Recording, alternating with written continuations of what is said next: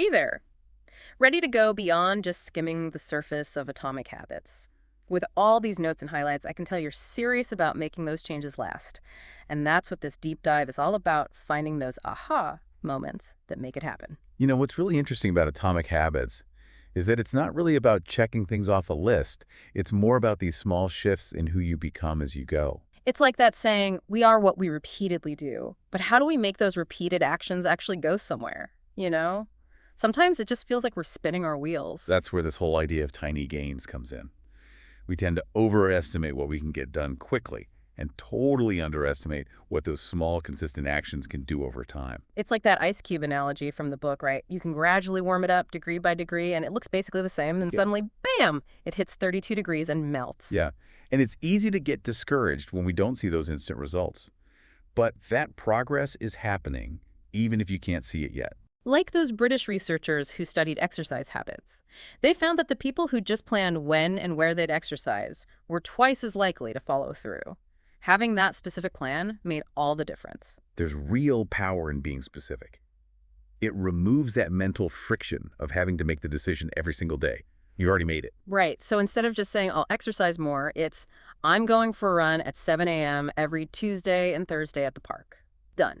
Exactly. Yeah. And that actually leads us to a really important point in Atomic Habits. It's not even mainly about those big outcomes. It's about identity, who you become in the process. Yeah, it's not just about wanting to be thinner or richer. It's more like, I am a healthy person. I am financially responsible. Yes.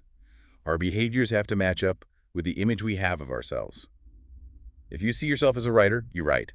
Even just a little bit every day, it all adds up. Like those chess prodigy sisters, the Polgar sisters.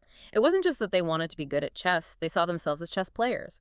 That made all that intense training part of who they were, not just a chore. And that's a huge takeaway here. It's your desired identity that should be fueling your actions, not the other way around. So, how do we take this and actually turn it into something we can use? The book's 4 laws of behavior change seem like a good place to start, right? Totally. They really provide this framework for how to build good habits and break those bad ones. So, law #1, make it obvious. Our brains like to conserve energy, right? So, if a good habit isn't right there in front of us, poof, we miss the chance. Yeah, our brains are wired to predict, constantly scanning for cues about what to do next. A hidden cue is a missed opportunity. If you want to eat healthier, put a big bowl of fruit right where you can see it. I swear, just rearranging my pantry so the healthy snacks were at eye level made a difference. It's like my brain went, oh, hey, Hmm. this is what we're having now. Exactly. Make it impossible to ignore, out of sight, out of mind. Totally. And then to take it a step further, the book talks about using implementation intentions. Oh, that's such a good strategy. You're basically deciding in advance exactly when and where you're going to do that habit. So instead of vaguely wanting to meditate more, it's, I'm meditating for 10 minutes every morning in my living room. That just sounds so much less intimidating and way more concrete. Exactly. It takes away that should I or shouldn't I debate in your head. The decision's already been made. But what happens when, even with a plan, we still get that feeling of, ugh, not today? That's where I think law #2 make it attractive comes in. This is where understanding how dopamine works is super helpful. That feel-good chemical in your brain. The more appealing something seems, the more likely you are to repeat it. It's how our brains work. It's that whole reward system, Yeah. but it's not just about actual rewards. Even just the thought of a reward can get that dopamine flowing. Exactly. It's like those mice that got hooked on poking this little box because scientists were giving them dopamine.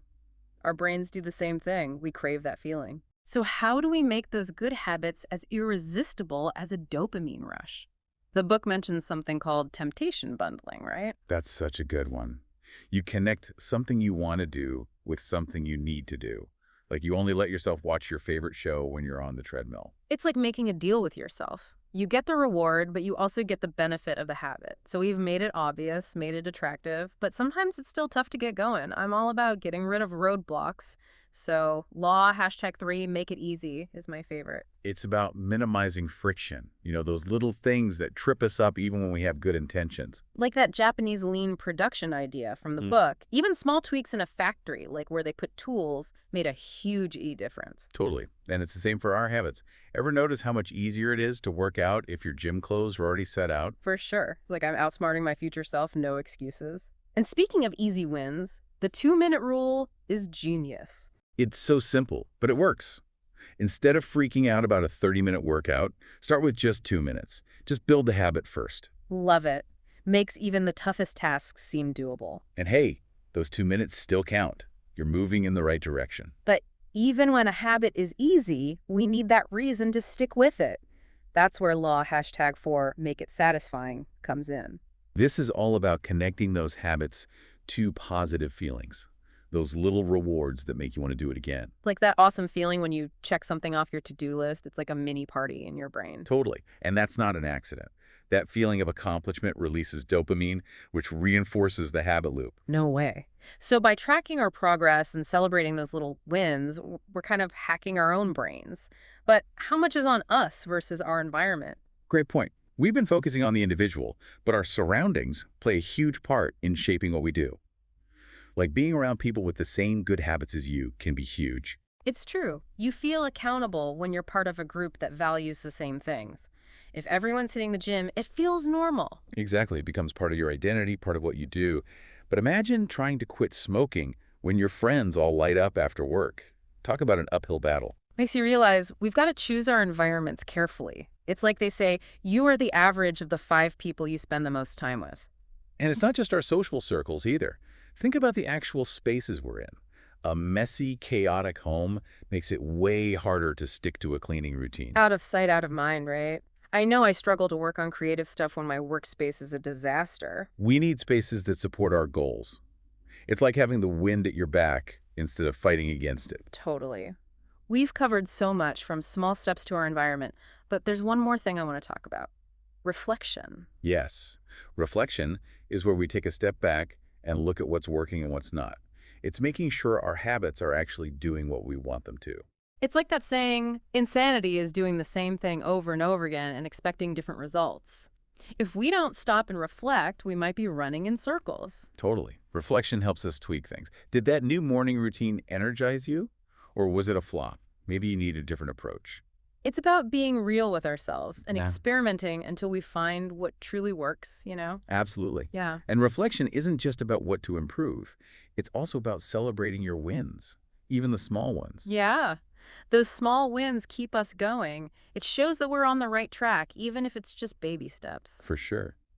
And celebrating those wins strengthens your belief in yourself, your ability to change. It's like a self-fulfilling prophecy. It's interesting, right? We tend to focus on the end goal, but the book says really change happens when we change our beliefs about ourselves. It's not wanting to be a writer, it's seeing yourself as one. It's about making your actions match your dream identity. If you want to be a morning person, you start acting like one. Your beliefs will catch up. So instead of saying, I'm trying to be more disciplined, it's, I am a disciplined person.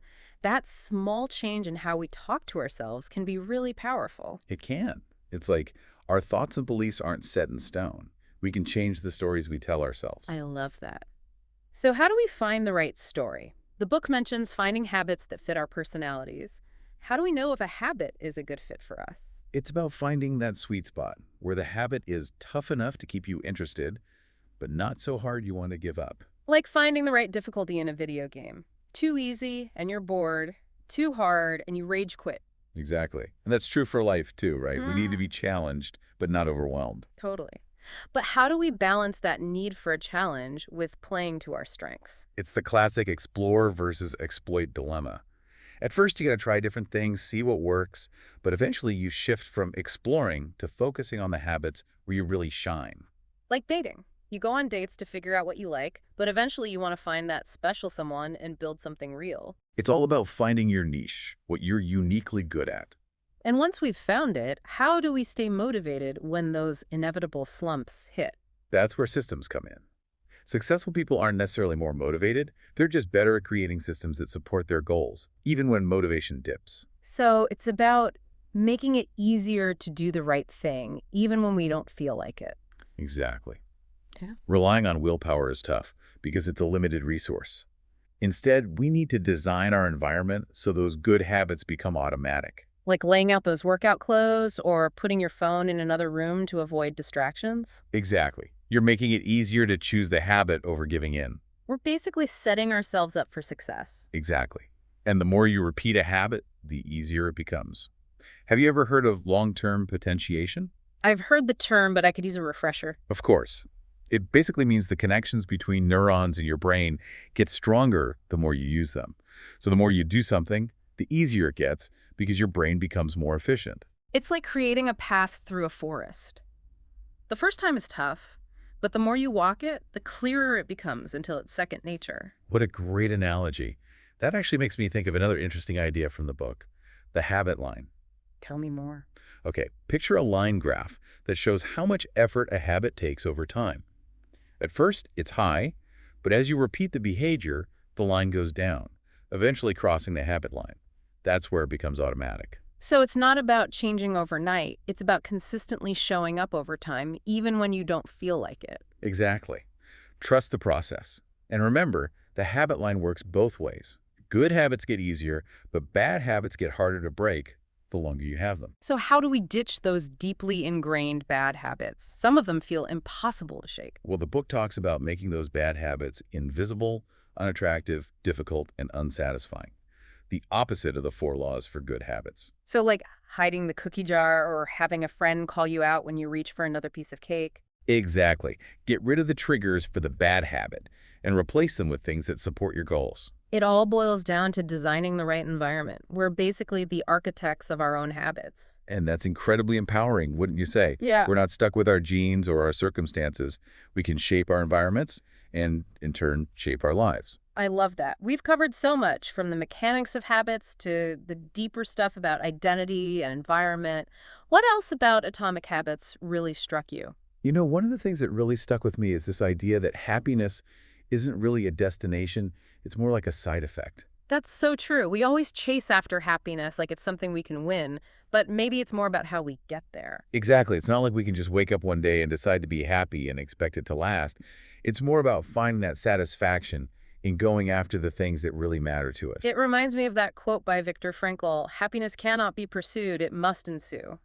It's about finding that joy in working towards something bigger than ourselves. Exactly. It's not just about chasing pleasure. It's about making sure our habits match our values, contributing to something meaningful. It's about building a life that feels both successful and fulfilling. That's it. And I think that's what's so great about Atomic Habits. It gives us the tools to create a life that truly reflects who we want to be, one small change at a time. We've covered so much today. Tiny changes adding up. The power of our identity, the 4 laws, our environment, and even chasing happiness. And we're just scratching the surface. Atomic Habits is full of amazing insights. We could talk about this for days. It's true, but I think we've given our listeners a really solid understanding of how to build better habits. And remember, knowing is only half the battle. It's time to actually put these ideas into practice. So to everyone listening, what really clicked with you today? What idea or tactic or even just a story are you going to take and use? Remember, building better habits is a marathon, not a sprint. Even the smallest steps get big results. Keep experimenting, keep learning, and keep building the life you want, one good habit at a time.